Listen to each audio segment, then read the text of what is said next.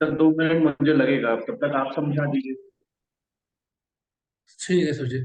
तो अरिष्ट मतलब होता है आपका हेल्थ वाइज खराब होना, ठीक है, बेसिकली। ठीक है।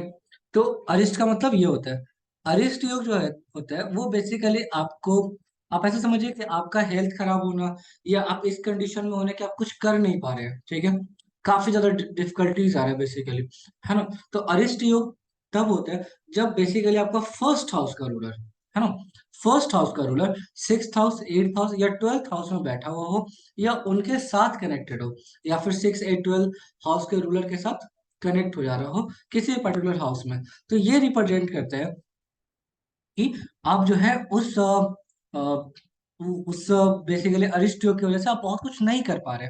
ठीक है। अभी हम इस चार्ट में दिखाएंगे, आपको बहुत ही अच्छे से समझ में आएगा कि ये बेसिकली मोस्ट एडवर्स सिचुएशन होता है आपके चार्ट में, ठीक है, जिसकी वजह से इंसान के पास कैपेबिलिटीज बहुत ज्यादा होती है बट वो कुछ कर नहीं पाते। ठीक है। ये एक खास बात है, ठीक है।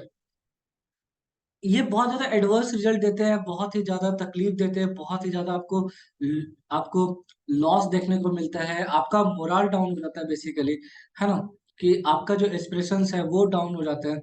आप आप आप बेसिकली बेचैन हो जाते हैं बट आप कुछ कर नहीं पाते हैं। ठीक है। ये ये सबसे तकलीफ देता है। इसका दूसरा एस्पेक्ट ये भी है कि अरिस्ट योग बेसिकली रिप्रेजेंट करता है कि आपका हेल्थ खराब होएगा। ठीक है। आप सफरिंग फ्रॉम मिजरीज, है ना, या फिर ये भी इंडिकेट करता है किसी टाइप का कोई डिजीज हो जाना। ठीक है। हेल्थ खराब होना। ठीक है। किसी भी तरीके से आप खुद को मेंटेन नहीं कर पा रहे, आप एक ऐसे सिचुएशन में हैं जिसमें आपको बहुत ज्यादा चैलेंजेस फेस करना पड़ रहा है, ऐसे सिचुएशंस में आप बेसिकली फिजिकली और मेंटली फिट नहीं हो पा रहे उस टाइम पे, वो सिचुएशंस आपके अगेंस्ट काम कर रहा है ना। ठीक है। मेंटल वेलबींग बेसिकली नहीं है और ना ही आपका फिजिकल वेलबींग है, खासतौर से अरिस्ट योग के टाइम पे। ठीक है। आगे बढ़ते हैं। बेनिफिशियल इन्फ्लुएंस ये है, ठीक है, कि ये जो बेसिकली आपका है अरिस्ट योग, ठीक है, इसके लिए बेनिफिशियल एस्पेक्ट ये कह सकते हैं थोड़ा बहुत, ठीक है, कि असेंडेंट असेंडेंट लॉर्ड, ठीक है, या फिर चंद्रमा, ठीक है, अगर ये बहुत ही अच्छे कंडीशन में है, ठीक है, तो कहीं ना कहीं इसमें आपको थोड़ा सा रिलीफ देखने को मिलेगा, है ना। ठीक है।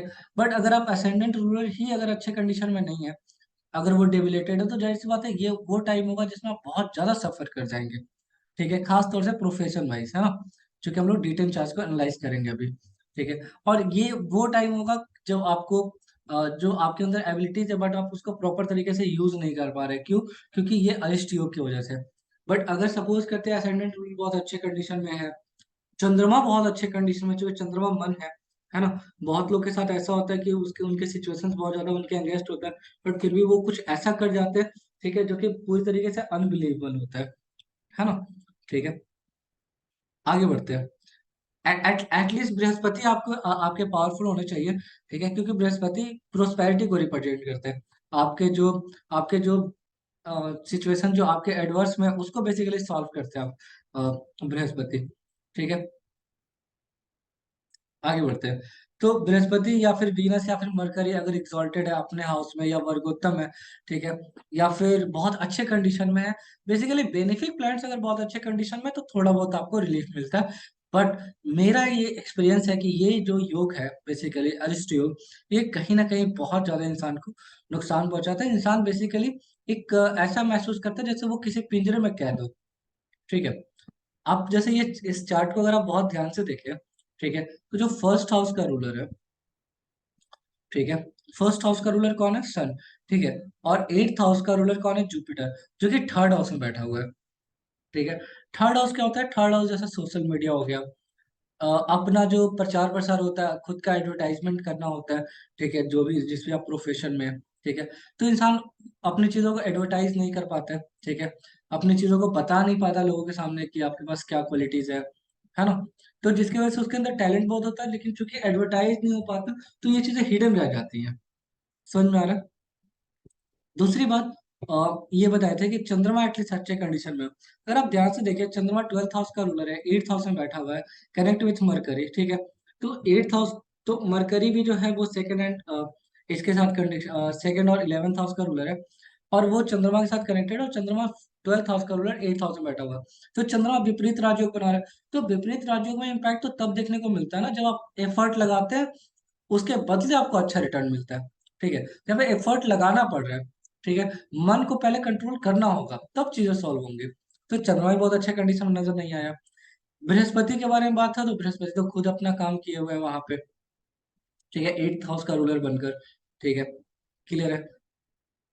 दूसरी बात है यहाँ पे, तो ये चीज, ये जो सिचुएशन है ये बहुत ही अच्छा नहीं है ना। इस पर्टिकुलर चार्ट में हम ये कह सकते हैं कि वीनस बड़े अच्छे कंडीशन में है। ठीक है, मरकरी तो खैर अच्छे कंडीशन में नहीं है ना। वीनस अच्छे कंडीशन में, और सबसे खास बात यह है कि मार्स बहुत ही अच्छे कंडीशन में है। क्यों? क्योंकि मार्स योग कारक प्लैनेट है और ascendant बैठा हुआ है। तो मार्स बेसिकली, मार्स के पास वो एनर्जी है कि आपको हर एक सिचुएशन से बाहर निकल निकाल लेगा, है ना। क्यों? क्योंकि मार्स के पास क्या है, विल पावर है। क्लियर है? यहाँ तक समझ में आया? कोई कंफ्यूजन, कोई भी क्वेश्चंस, कुछ भी ऐसा भी पूछना हो? नहीं सर। समझ में आया अच्छे से? क्लियर, चलिए, क्लियर सब बहुत क्लियर। बढ़िया। ठीक है जी।